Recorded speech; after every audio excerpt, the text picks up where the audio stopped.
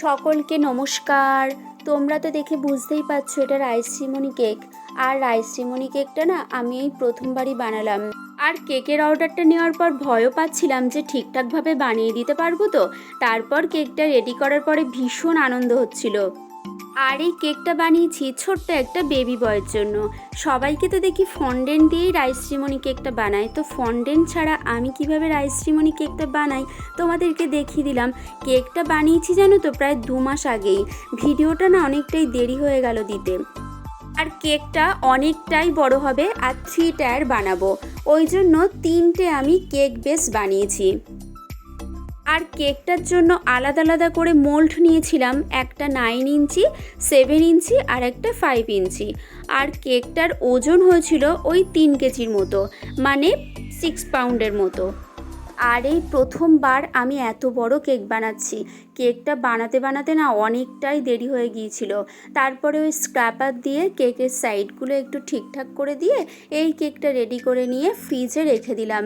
এখন আবার সেকেন্ড কেকটা বানাচ্ছি।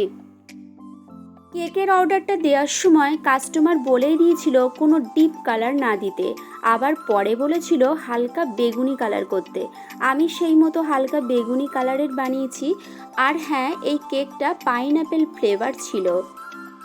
আর আমার তো কেক বানাতে ভীষণ ভালো লাগে।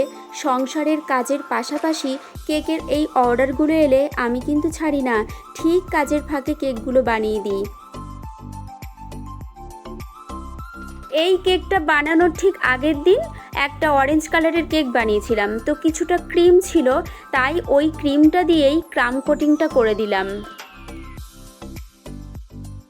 অর্ডার দেওয়ার সময় কাস্টমার বলেই দিয়েছিল যে ওই সকাল 11টার দিকেই কেকটা নেবে। রাতেই বেসগুলো বানিয়ে রেখেছিলাম।